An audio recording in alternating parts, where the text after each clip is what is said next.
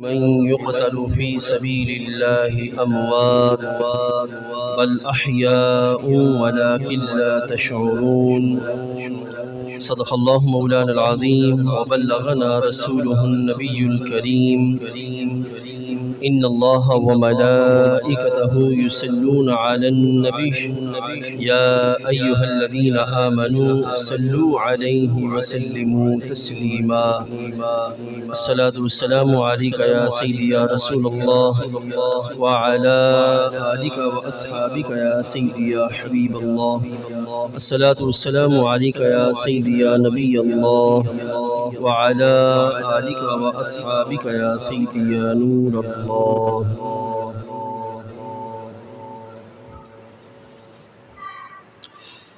اللہ رب العزت جل وعلا کا کروڑہ شکر ہے کہ اس کریم نے ہم سب کو آج کے مبارک دن کے موقع پر اپنی بارگاہ اقدس میں نماز جمعہ شریف کے لیے حاضری کی سعادت نصیب فرمائی.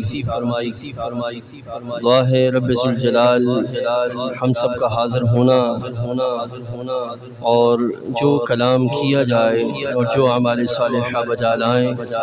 وہ کریم اپنی بارگاہ اقدس میں قبول و منظور فرمائے اور اس کی مطابقت میں اپنے نظریات و اعمال بنانے کی توفیق عطا فرمائے. معزز حاضرین، رب ذوالجلال جل وعلا اس نے ہمیں اپنی بارگاہ سے جو دین عطا فرمایا ہے، یہ دین بندوں کی زندگیوں کے لیے اعلیٰ اوصاف لیے ہوئے ہے. اچھی خوبیاں، پاکیزہ کردار اللہ تعالیٰ جل وعلا نے اس دین میں بندوں کو عطا فرمایا ہے اور بندوں کی یہ ذمہ داری عائد کی ہے کہ وہ ان اوصاف کو اپنا کر اپنی دنیوی اور اخروی زندگی کو بہتر بنانے کا اہتمام کریں. جو بندہ جتنا زیادہ ان اوصاف سے متصف ہوگا، ان خوبیوں کا حامل ہوگا، اللہ تعالیٰ جل وعلا اس بندے کو اتنا ہی بلند رتبہ اور بلند درجات عطا فرمائے گا. اور جو اسلام کے عطا کردہ اوصاف اور خوبیوں سے خالی ہوگا، اس کا دنیا کی معاشرتی زندگی کے اندر، دنیاوی زندگی کے اندر بھی حال خرابی کا شکار ہوگا اور اخروی زندگی میں بھی خرابیاں اس کی زندگی کے اندر جو ہے وہ سامنے آئیں گی. عزیز دوستو، ان اوصاف سے صحیح معنی میں متصف وہی ہوتا ہے جو بندہ ایمان کے لحاظ سے جتنا زیادہ مضبوط ہوتا ہے. جس بندے کے اندر ایمانی مضبوطی ہوگی، ایمان راسخ ہوگا، وہ ان خوبیوں کو زیادہ سے زیادہ اپنی طبیعت میں اتارنے کا اہتمام کرے گا. اور جو بندہ ایمانی اعتبار سے کمزور ہوگا، وہ بندہ اتنا ہی خوبیوں کے اعتبار سے خالی ہوگا اور اوصاف کے اعتبار سے اسلامی وہ دور ہوگا. اس کی آپ ایسی مثال سمجھیے کہ کوئی بھی آپ بیج زمین میں ڈالیں تو بیج جتنا پاکیزہ ہوگا اتنا ہی اس کا پھل جو ہے وہ اچھا اور ستھرا ہوگا، اور بیج جتنا جو ہے وہ کمزوری کا شکار ہوگا اتنا ہی اس کے پھل میں بھی جو ہے وہ خرابی آئے گی، پھل بھی جو ہے وہ کمزوری کا معاملے کی طرف بڑھے گا. اسی طریقے سے ایمان ہے کہ ایمان جتنا مضبوط ہوگا، جتنا راسخ ہوگا اور جتنا انسان کی طبیعت کے اندر کامل ہوگا، اتنا ہی اللہ تعالیٰ جل وعلا اس کو ایمان کی خوبیوں سے متصف ہونے کی توفیق بخشے گا. اور جو بندہ ایمان کے اعتبار سے جتنا ناقص ہوگا، اتنا ہی اس کے بندے کے اندر اس کی جو انفرادی زندگی ہے اور اجتماعی زندگی ہے اور اس کا جو کردار ہے وہ خرابی کا شکار ہوگا. عزیز دوستو، آج ہم 9 محرم الحرام ہے اور آج ہم تذکرہ کریں گے حضرت سیدنا امام حسین رضی اللہ تعالی عنہ کا. لیکن تذکرہ ہم اس انداز کے ساتھ کریں گے کہ حضرت سیدنا امام علی مقام رضی اللہ تعالی عنہ آپ کا جو مبارک ایمان کتنا مضبوط تھا کہ اس لحاظ سے اللہ تعالیٰ جل وعلا نے آپ کو کردار کے لحاظ سے بھی بلندی عطا فرمائی تھی، اور یہ آپ کا کردار ہی تھا جو کہ آپ کی جو انفرادی زندگی ہے، سماجی زندگی، اس زندگی کے اندر بھی بہترین کردار جو موجود تھا۔ اور پھر جب یہ واقعہ کربلا برپا ہوا تو اس وقت بھی اسی کردار کی ایک جھلک جو ہے وہ ہمیں وہاں پہ نظر آتی ہے۔ عزیز دوستو، ہمارے ہاں سوسائٹی کے اندر صرف کربلا شریف اور حضرت امام علی مقام کو خراج تحسین پیش کرنا، یہیں تک حالات کو محدود رکھ کر اپنی ذمہ داری سمجھی جاتی ہے، اور ہم یہ سمجھتے ہیں کہ شاید یہ ہمارا بہت بڑا حضرت امام پر ایک ہم نے احسان کر لیا کہ ہم جو ہے وہ ان کو خراج تحسین پیش کر کے اپنا ذمہ پورا کر بیٹھے، حالانکہ وہ قیامت تک کے لیے ایک ایسا روشن چراغ ہے کہ جو بھی آگے بڑھ کر اس روشن چراغ سے اپنی زندگی کو متصف کرنا چاہے گا، انشاءاللہ وہاں سے اس کو ضرور روشنی میسر آئے گی، لیکن شرط یہ ہے کہ بندہ اپنی زندگی کو صحیح معنی میں روشن کرنا چاہے۔ لیکن افسوس یہ ہے کہ ہم نے ان افراد کو، ان لوگوں کو مذہبی عقیدتوں تک محدود کر کے رکھ دیا اور مذہبی شخصیات تک محدود کر کے رکھ دیا، اور اپنی باقی جو زندگی ہے اس زندگی کے اندر ہمیں رہنمائی لینے کے لیے اور بڑے مل جاتے ہیں، لیکن مذہبی زندگی کے اندر بھی ہم ان کو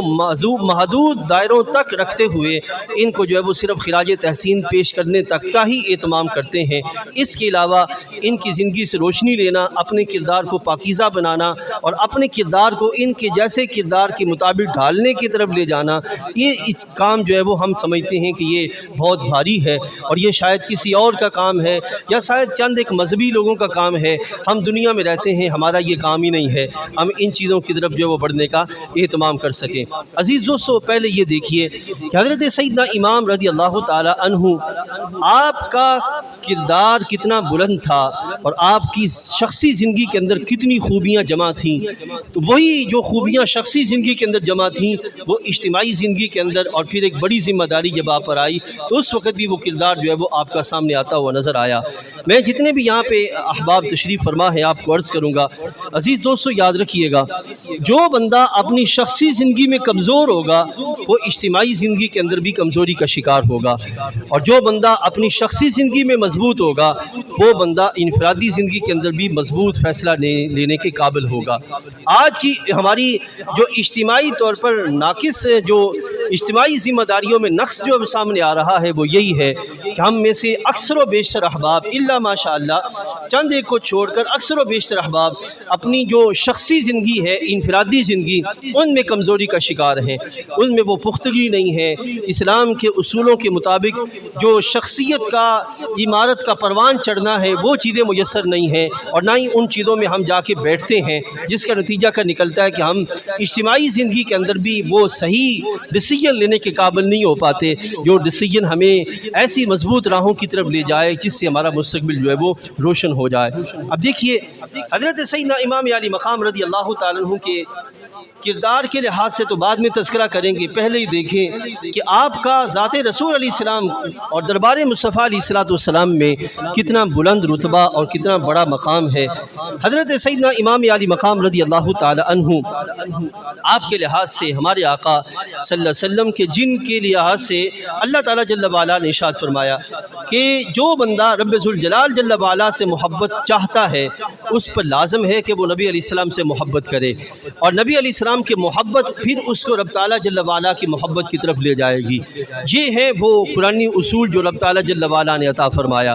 لیکن قرآن مجید میں اور پھر حدیث طیبہ میں ہمارے آقا صلی اللہ علیہ وسلم نے ہمیں اس رستے کی طرف تعلیم فرمائی کہ جو بندہ باقی اصحاب اہل بیت اطہار کے مبارک افراد اور ان کے والدین کے لحاظ سے، محبتوں کے لحاظ سے سرکار نے الگ سے بیان فرمایا، لیکن خاص طور پر ہمارے آقا صلی اللہ علیہ وسلم نے یہ جو دو شخصیات ہیں، دو شہزادے، حضرت سیدنا امام حسن اور حضرت سیدنا امام حسین رضی اللہ تعالی عنہما، ان دونوں شخصیات کو نبی علیہ السلام نے اپنی محبتوں کا مرکز و محور بنایا، اور اپنی محبتوں کا محور بناتے ہوئے امت کو یہ ارشاد فرمایا کہ اے اللہ، میں ان سے محبت کرتا ہوں، تو بھی ان سے محبت فرما، اور جو ان سے محبت رکھے تو ان سے محبت فرما۔ یعنی کہ یہ وہ قرب کے پہلو ہیں جو کہ ہمارے آقا صلی اللہ علیہ وسلم نے کبھی کلام کے اعتبار سے، کبھی جو ہے وہ مختلف اعمال اور رویوں کے اعتبار سے نبی علیہ الصلوۃ والسلام نے اپنی محبتوں کا اظہار ان سے فرمایا۔ تو یہ اس بات کی علامت تھی کہ ان کا ایمانی اور پھر عملی اعتبار سے اور پھر شخصی اعتبار سے رسول اللہ صلی اللہ علیہ وسلم کی بارگاہ میں کتنا بلند رتبہ اور بلند مقام ہے۔ عزیز دوستو، یاد رکھیے، میں یہاں پہ یہ بات عرض کرتا چلوں کہ اکثر و بیشتر دیکھا گیا کہ بڑے خاندان کے جو بچے ہوتے ہیں اکثر و بیشتر وہ خرابی کا شکار ہوتے نظر آتے ہیں۔ چھوٹے خاندان یعنی کہ شخصی اعتبار سے اتنا بلند رتبہ سوسائٹی کے اندر نہ ہو، تو اگر وہ معاشرے کے اثرات سے جو ہے وہ متاثر ہو جائیں تو یہ ایک عین ممکن بات ہے۔ لیکن بڑے خاندان جہاں پہ جو خاندانی اوصاف ہیں ان کو باقی رکھا جاتا ہے، وہ افراد اس وقت جو ہے وہ خاندان کے اعتبار سے کمزوری کا شکار ہوتے ہوئے نظر آ رہے ہیں۔ اس کی وجہ کیا ہے عزیز دوستو؟ وجہ یہ ہے کہ ان افراد کے اندر لاڈ پیار کا تو سارا سلسلہ ہے، لیکن ان کی تربیت کر کے طبیعتوں کو ان اوصاف سے متصف کرنا جو خاندان میں موجود ہیں، یہ رب ذوالجلال نے بندہ مومن کی حیثیت سے ذمہ داری لگائی ہے۔ یہ اوصاف آہستہ آہستہ زندگیوں سے ختم ہوتے جا رہے ہیں اور ناپید ہوتے جا رہے ہیں۔ ہمارے آقا صلی اللہ علیہ وسلم کے یہ دونوں شہزادے، پہلے تو خون رسول علیہ السلام شامل ہے اور پھر خاندان ابراہیمی ہے، اور پھر آگے جو تربیت کرنے والے افراد ہیں، یعنی کہ جن کے سبب یہ پھول اپنے عروج کی طرف آئے اور ان میں بہار آئی اور پھر ان کے اندر خوشبو ہوتی وہ نکھر کر کردار کی صورت میں سامنے آئی، وہ پہلے حضرت سیدہ فاطمہ الزہرا اور پھر حضرت سیدنا علی المرتضیٰ کرم اللہ وجہ کریم ہے۔ یہ ہے عزیز دوستو، ہمارے جتنے بھی بزرگ احباب، نوجوان احباب یہاں پہ موجود ہیں، اپنی زندگی کے اندر کوشش کریں کہ اپنے آپ کو اعلیٰ کردار سے متصف کریں اور پھر اس کردار کو اپنے بچوں کے سامنے پیش کرنے کا اہتمام کریں، اور ان کی طبیعتوں کو اس کردار میں ڈھالنے کا جو سلسلہ ہے، صرف یہ کہنا کہ اچھا کپڑا، اچھا پہناوا، اچھا لباس، اچھا جو ہے وہ ان کے لیے رہائش کی جگہ، اچھی جو سکولنگ جس میں فقط ABC اور الف باسا پڑھایا جا رہا ہو، اس کی سوا کچھ بھی نہ ہو۔ عزیز دوستو، فی زمانہ میں ہم نے کئی ایسے لوگوں کو رلتے ہوئے دیکھا ہے اور ذلیل ہوتے ہوئے دیکھا ہے جن کے ہاتھ میں ڈگریاں ہیں۔ وجہ کیا ہے کہ ان کے پاس اچھا کردار نہیں ہے، پاکیزہ کردار ان کے ہاں موجود نہیں، جس کے سبب نتیجہ کا نکلتا ہے کہ سوسائٹی میں وہ ذلت کا شکار ہوتے نظر آ رہے ہیں۔ عزیز دوستو، اس وقت یہ ہماری ذمہ داری ہے کہ ہم اپنے اولاد کو، اپنے بچوں کو، اپنے گھر والوں کو اچھے اوصاف سے متصف کریں۔ پیغام کربلا تو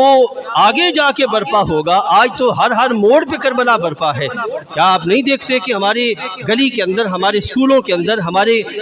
جو تہذیبی معاملات ہیں ان کے اندر ہر ایک مقام پر کہیں مغربی تہذیب اور کہیں ہندوانہ کلچر اور کہیں جو الہاد پر مبنی کلچر جو ہے وہ اپنے پاؤں جما چکا ہے۔ اور ایسے میں اگر ہم یہ کہیں کہ جب مسلح جہاد ہوگا تو ہم وہیں پہ اپنا سر اٹھا کے چلتے ہوئے نظر آئیں گے، نہیں، ہر مقام پر عزیز دوستو ہمیں اپنا ایک کردار ادا کرنا ہے، اور اس کردار کے لیے ضروری ہے کہ ہمیں وہ پہلا جو اسلامی تشخص ہے وہ پہلے سے ہی ہمارے پاس موجود ہو، تاکہ ہم یہاں سے جب آگے بڑھیں گے تو پھر ہمارا آگے وہاں پہ کسی کردار کا لحاظ سے نمایاں ہونا سامنے آئے گا، اور اگر ہم یہیں سے جو ہے وہ آگے نہیں بڑھیں گے تو آگے کس طرح جو ہے وہ ہمارا کردار جو ہے وہ سامنے آئے گا۔ اب دیکھیے، حضرت سیدنا امام رضی اللہ تعالیٰ عنہ، ان کے کردار کے لحاظ سے دو پہلو میں آپ کے سامنے رکھتا ہوں۔ پہلا یہ ہے کہ اسلام کا عزیز دوستو شخصی زندگی کے لحاظ سے خوبیوں کا ایک سلسلہ یہ ہے کہ اس کے اندر عاجزی اور انکساری کا پہلو ہوتا ہے۔ یہ سب سے پہلو ہے، بڑا پہلو ہے، عاجزی اور انکساری، یعنی کہ جو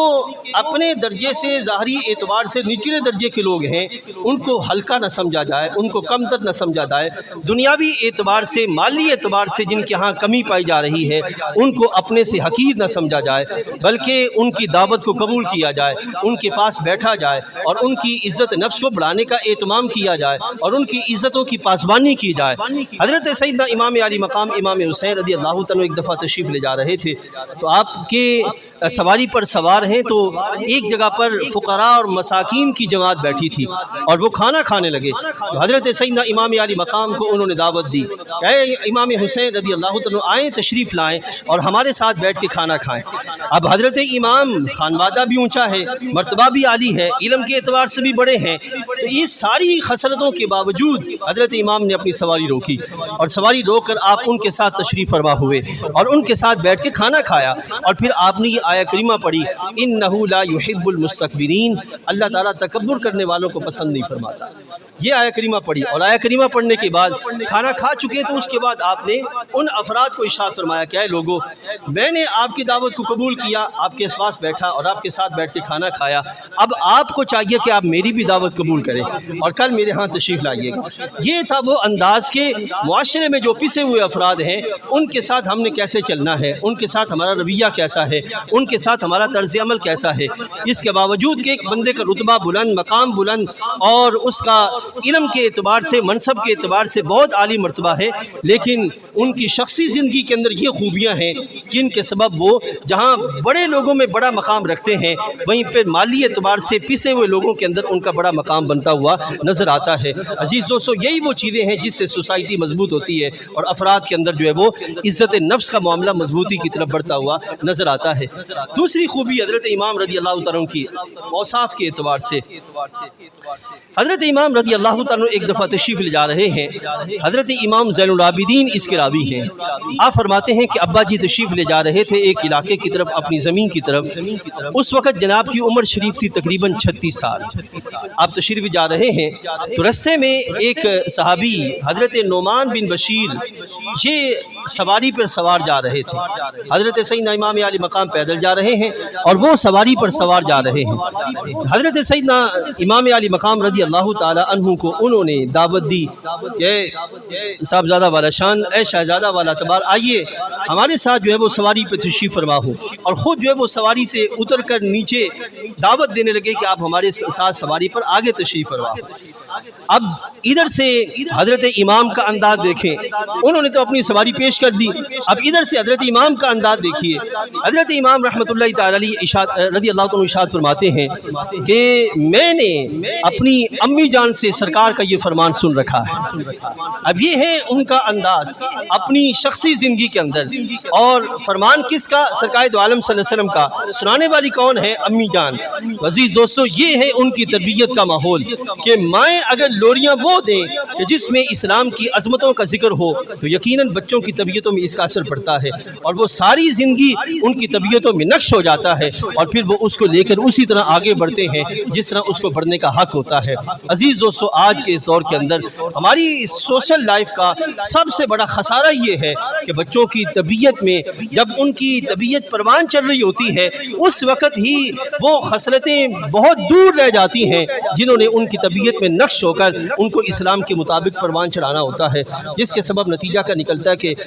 لڑکپن کے اندر جا کر بھی وہ کورے ہوتے ہیں اور وہ پھر اسی ماحول کو لے کے آگے بڑھتے ہیں جو ماحول وہ پھر ماحول میں دیکھتے ہیں یا یوٹیوب کے ذریعے یا سوشل میڈیا کے ذریعے. میں کئی ایسے بچوں کو دیکھتا ہوں ان کے والدین آ کے کہتے ہیں کہ جناب یوٹیوب نے پکڑ کر، ٹک ٹاک نے پکڑ کے ہمارے بچوں کا یہ حال کر دیا. اس کا کیا مطلب ہوا کہ صبح سے شام تک جو کردار وہ دیکھیں گے وہی کردار ان کے ذہنوں میں ہوگا اور پھر وہی کردار وہ ادا کرتے وہ نظر آئیں گے. افسوس کے ساتھ کہ وہ جنگ جو کہ محاذوں پہ لڑنی تھی وہ ہمارے گھروں میں داخل کر دی گئی اور ہم اس سے بالکل بھی جو ہے وہ حقیقت کی طرف نہیں توجہ کرتے کہ ہماری ذمہ داریاں کیا کیا بڑھ رہی ہیں. عزیز دوستو، میں نے پہلے عرض کیا کہ میدان کربلا اب یہ نہیں ہے کہ میدان کربلا صرف سیاست کے لحاظ سے ذمہ داریوں کا نام ہے. میدان کربلا اس وقت ہمارے ہر کردار میں اسلام کی سربلندی کو رکھنے کا نام بھی ہے کہ جو ہے وہ اپنے کردار میں اسلام کو باقی رکھنے کا اہتمام کیا جائے. اب حضرت سیدنا امام رضی اللہ تعالی عنہ آپ نے اپنی امی جان کا جب فرمان کہ میں نے اپنی امی جان کو یہ فرماتے ہوئے سنا اور فرمان کیا تھا کہ جس کی سواری ہو اسی کا حق ہے کہ وہ آگے بیٹھے. یہ تھا امی جان کا فرمان. اور عمر کتنی ہے؟ 36 سال. اور امی جان کا وصال کب ہوا تھا؟ 6 یا 7 سال کی عمر میں. تو آپ خود سوچئے گا 28 سال کا پہلے سنا ہوا کلام ان کو یاد بھی ہے اور ان پر وہ عمل بھی کر رہے ہیں. عزیز دوستو، طبیعتیں پاکیزہ ہوں تو اس طرح کے اثرات پھر سامنے آتے ہیں کہ نقش ہو جاتا ہے اثرات اور ماحول کا وہ اثر جو کہ شروع میں ہی ان کو جو ہے وہ دے دیا جاتا ہے. اب یہ تھا حضرت نعمان بن بشیر کے لحاظ سے کہ آپ بزرگ ہیں، آپ صحابی رسول ہیں، تو اس لحاظ سے وہ اپنی خدمت کا سلسلہ پیش کر رہے ہیں، اپنی جو ہے وہ عاجزی کا اہتمام کر رہے ہیں۔ لیکن دوسری طرف دیکھیے حضرت سیدنا نعمان بن بشیر رضی اللہ تعالیٰ عنہ، ان کی طرف سے جو قول سامنے آتا ہے وہ یہ ہے کہ حضرت نعمان بن بشیر فرماتے ہیں کہ میں نے بھی رسول اللہ صلی اللہ علیہ وسلم کی بارگاہ سے یہ فرمان سن رکھا ہے کہ سرکار دو عالم صلی اللہ علیہ وسلم نے ارشاد فرمایا کہ جب کوئی بندہ کسی دوسرے بندے کو عزت والا مقام کا دکھائے یا عزت والا مقام دے تو اس کو چاہیے کہ وہ عزت کا والا مقام قبول کر لے۔ کیا مطلب کہ اگر کوئی بندہ باہر سے آئے اور ادھر سے کوئی بندہ جو ہے وہ اس کے لیے مسند خالی چھوڑ دے تو اس حق ہے کہ وہ اس مسند پہ جو ہے وہ بیٹھ جائے، کیونکہ اس کے لیے ہی چھوڑا جا رہا ہے۔ تو یہاں پر جو یہ کیفیت کہ نعمان بن بشیر فرما رہے ہیں کہ میں خود آپ کے لیے سواری سے پیچھے ہٹ رہا ہوں، لہذا آپ جو ہے وہ سواری پہ تشریف فرما ہو۔ تو حضرت امام سواری پہ تشریف فرما ہوئے اور پھر حضرت نعمان بن بشیر پیچھے بیٹھے اور یوں سواری جو ہے وہ آگے اپنی منزل کی طرف روانہ ہوئی۔ تو عزیز دوستو، یہ ہے حضرت امام کا شخصی زندگی کے لحاظ سے کردار۔ افسوس کے ساتھ یہ کہنا پڑتا ہے کہ ہم میں سے اکثر و بیشتر ہماری طبیعتیں ایسی بن چکی ہیں کہ ہم اسلام کی تربیت لینا ہی نہیں چاہتے۔ ہم کہتے ہیں کہ ہم تربیت وہی لیں گے جو ہماری طبیعت کے موافق ہوگی، اس کے سوا ہم آگے بڑھنا نہیں چاہتے، جس کا نتیجہ کیا نکل رہا ہے کہ خام جو اسلام ہے، صحیح معنی میں جو کامل اسلام کی جو تصویر ہے وہ ہماری طبیعتوں میں آ ہی نہیں رہی، جس کی وجہ سے نتیجہ کیا نکل رہا ہے کہ ہماری طبیعتیں اسی طرح نقص کا شکار ہو رہی ہیں اور پے در پے نقص بڑھتا جا رہا ہے، جا کے نقص جو ہے وہ ختم کرنے کا اہتمام کیا جائے۔ میں آپ کو لیے چلتا ہوں عزیز دوستو اس بات کی طرف کہ حضرت امام رضی اللہ تعالیٰ عنہ، شروع میں ہی میں نے عرض کیا تھا کہ جو بندہ اپنی شخصی زندگی کے اندر مضبوطی کا رستہ اپنائے ہوئے ہوتا ہے، اپنے کردار کے اعتبار سے، اپنے قول کے اعتبار سے، اپنے اعمال کے اعتبار سے، وہی بندہ اجتماعی زندگی کے اندر جا کر بھی مضبوطی کا رستہ اپناتا ہے اور مضبوط فیصلہ کرنے کی صلاحیت رب تعالیٰ اس کو عطا فرماتا ہے۔ اور جو بندہ اپنی شخصی زندگی کے اندر کمزوری کا شکار ہو، وہ بندہ کبھی بھی اجتماعی زندگی کے اندر مضبوط فیصلہ نہیں کر سکتا جس کے ذریعے راہیں درست ہوتی ہوں اور مستقبل کی راہیں خیر سے جو ہے وہ آگے بڑھتی ہوئی جو ہے وہ دکھائی دیتی ہوں۔ میں یہاں جتنے بھی آج نوجوان احباب تشریف فرما ہیں، عزیز دوستو، یہ حضرت امام کا کربلا شریف کے لحاظ سے پیغام ہے جو میں آپ کے سامنے آج رکھنے جا رہا ہوں۔ حضرت امام کی جو شخصی زندگی کی خوبیاں تھی وہ میں نے آپ کے سامنے رکھ چھوڑی دو مثالوں کے ذریعے۔ اب میں آپ کو لیے چلتا ہوں اجتماعی زندگی کی طرف، اور اجتماعی زندگی کا بھی وہ واقعہ جس کو ہم کربلا کے نام سے یاد کرتے ہیں۔ عزیز دوستو، ہمارے ہاں عموماً کیا ہو رہا ہے، سوشل میڈیا پر دیکھیں، گلی محلوں کے اندر دیکھیں، محض سبیلیں لگائی جا رہی ہیں، محض ان کی جو فراق میں یا ان کے غم میں یا ان کے لحاظ سے نوحہ اور ماتم کا سلسلہ، اسی کو جو ہے وہ عام کرنے کا سلسلہ لوگوں کے درمیان رائج کیا جا رہا ہے۔ ان کے اصل مقصد کیا تھا کہ جس مقصد کے لیے آپ نے وہ سارا معاملہ برپا ہوا اور جس میں آپ کی مبارک جان اللہ رب العزت جل وعلا کی بارگاہ میں پیش ہوئی، ذرا اس کو بھی تو سمجھنے کی ضرورت ہے۔ کیا میں اب سب سے پوچھتا ہوں، اگر بالفرض ہم سب مل کر حضرت امام خراج کی بارگاہ میں خراج تحسین پیش کریں تو کیا حضرت امام علی مقام کے جو جنت کے درجات ہیں وہ بلند ہو جائیں گے؟ مثلاً آپ کو جو درجہ مل چکا وہ ہم سب میں سے کسی ایک کا بھی محتاج نہیں ہے، کسی ایک کا بھی محتاج نہیں ہے۔ کیا وہ درجہ جس کے بارے میں نبی علیہ السلام نے فرمایا ان الحسن والحسین سیدا شباب اہل الجنہ، کہ حسن اور حسین دونوں جنتی جوانوں کے سردار۔ یہ نہیں ہے کہ قیامت ہوگی پھر فیصلہ ہوگا پھر سرداری ملے گی، یہ نہیں فرمایا، بلکہ دنیا میں ہی نبی علیہ السلام نے ان کے لیے سند کا بیان فرما دیا کہ یہ دونوں شہزادے جنتی جوانوں کے سردار ہیں۔ دنیا میں ہی ان کے لیے سرداری کا اعلان ہو چکا۔ اب کردار بعد میں ہوں گے، معاملات بعد میں ہوں گے، لیکن نبی علیہ السلام نے ان کے لحاظ سے بیان فرما دیا۔ اب عزیز دوستو سوچئے ذرا کہ اگر ہم سارے مل کر بھی ان کو خراج تحسین پیش کریں تو ان کے کردار کے لحاظ سے ایک انچ بھی کوئی بلندی نہیں ہوگی، اور اگر ہم سارے مل کر خراج تحسین پیش کرنا چھوڑ دیں تو پھر بھی ان کے شان میں کوئی کمی واقع نہیں ہوگی۔ کیونکہ ہم ان کے محتاج ہیں، ان کی دعائیں لینے کے، ان کی نظر رحمت لینے کے، وہ ہمارے کسی بھی طرح محتاج نہیں ہے۔ تو پھر دیکھنا یہ ہے کہ ان کا کردار کیسا تھا کہ جس کے سبب رب ذوالجلال جل وعلا نے رہتی دنیا تک کے لیے ان کے اس بلند مقام کے لحاظ سے یہ روشنی جو ہے وہ لوگوں کے درمیان عام کر دی کہ جنتی سردار ہونا تو یہ نہ سمجھے کہ کوئی معمولی معاملہ ہے، اس طرح کا بلند کردار ہو تو رب تعالیٰ یہ مقام عطا فرماتا ہے۔ دو پہلو تھے، ایک یہ تھا کہ کردار پہلے ادا ہوتا اور پھر مقام کا بیان ہوتا، یہ پہلو تھا، اور دوسرا پہلو کیا تھا کہ مقام کا پہلے بیان ہو چکا اور کردار بعد میں ادا ہوگا، اور قیامت تک کے لیے یہ بیان کر دیا کہ جیسا مقام بیان ہو چکا ویسا ہی کردار بھی رب تعالیٰ عطا فرمائے گا، دونوں کی لحاظ سے مطابقت ہوگی، ایک دوسرے سے جدا ہونے کا کوئی بھی معاملہ نہیں ہوگا۔ اب ذرا یہ سمجھنے والی بات ہے جو آپ احباب نے ذرا سمجھنی ہے اور اس پہ غور کرنا ہے۔ معزز حاضرین ذرا سوچئے، حضرت سیدنا امام علی مقام رضی اللہ تعالی عنہ آپ کے سامنے تین چیزیں تھیں جس کے لحاظ سے حضرت امام بالآخر میدان کربلا تک پہنچے۔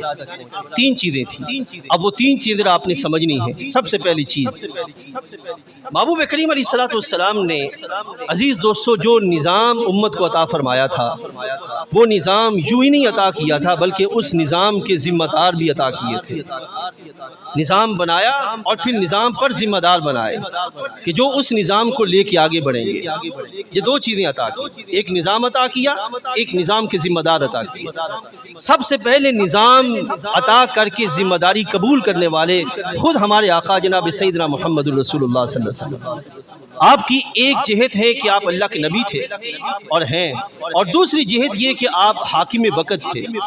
آپ حالات کو سنبھالنے والے، نظام کو چلانے والے، لوگوں کے معاملات کو کنٹرول کرنے والے، سپہ سالار کی حیثیت سے بھی اور سماجی ذمہ دار کی حیثیت سے بھی اور حاکم وقت کی حیثیت سے بھی آپ سارے معاملات کو لے کے چل رہے تھے۔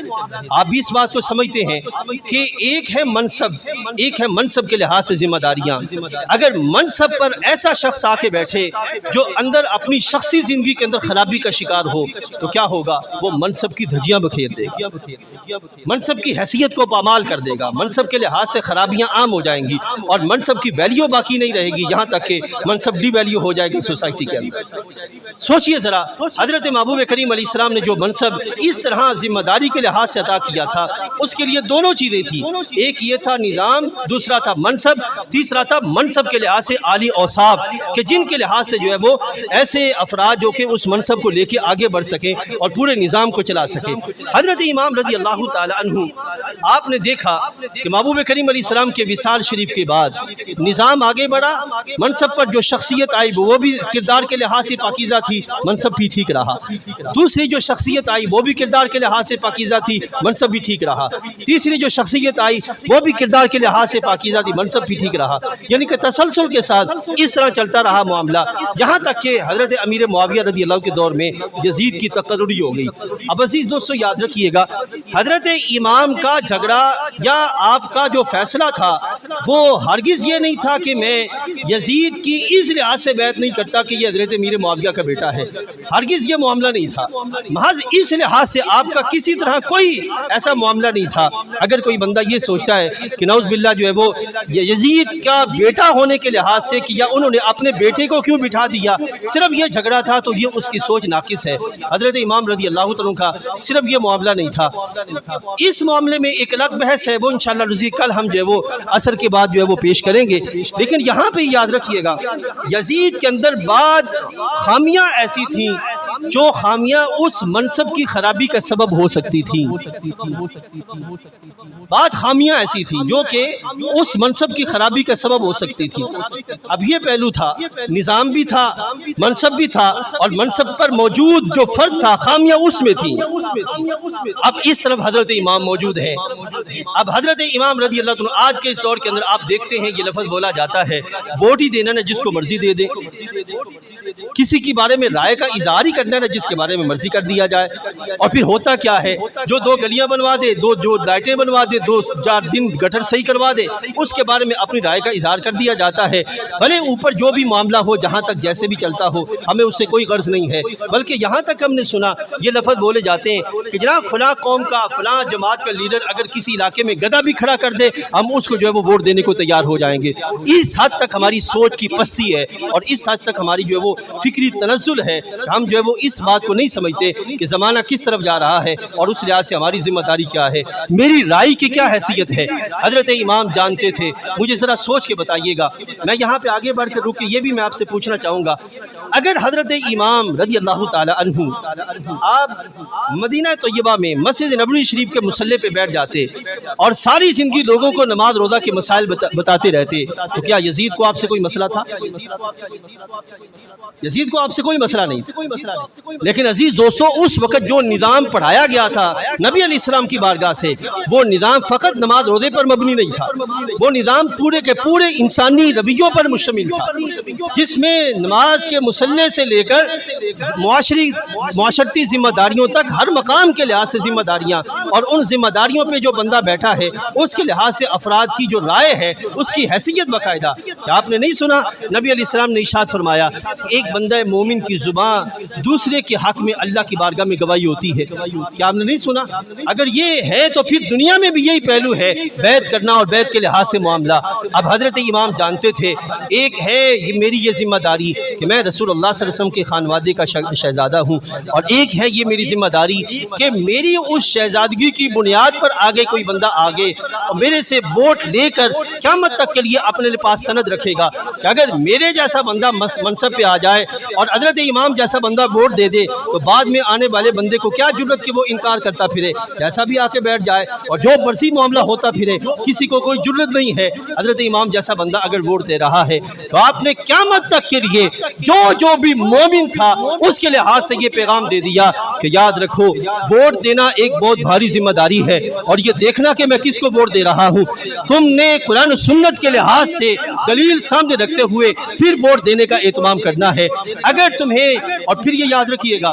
یہ ہے اوصاف کلمہ حق, یہ ہے ایک یہ ہے کہ بندہ چھپ چھپا کے بیٹھ کے بندہ کہے یار بندہ ایسا ہے, بندہ ایسا ہے, بندہ ایسا ہے, اور ایک ہے کہ باقاعدہ جب بندے کو پتا ہو کہ سامنے اگر میں لڑوں گا تو میری جان جائے گی, اور اگر جو ہے میں ووٹ دے دوں گا تو میری جان بچ جائے گی, ایسے میں جو ہے وہ اپنے آپ کو بچا لینا. لیکن حضرت امام علی رضی اللہ تعالی عنہ آپ نے تینوں چیزوں کا لحاظ رکھا, ایک نظام, دوسرا منصب, اور تیسرا منصب پر بیٹھا ہوا فرد. ان تینوں کے لحاظ سے قیامت تک کے لیے پیغام دیا کہ ان تینوں چیزوں کا خیال رکھنا. اب میں آپ سب سے پوچھ کے بتاتا ہوں, مجھے ذرا سوچ کے بتائیے فی زمانہ اس وقت ہمارا جو ماحول جا رہا ہے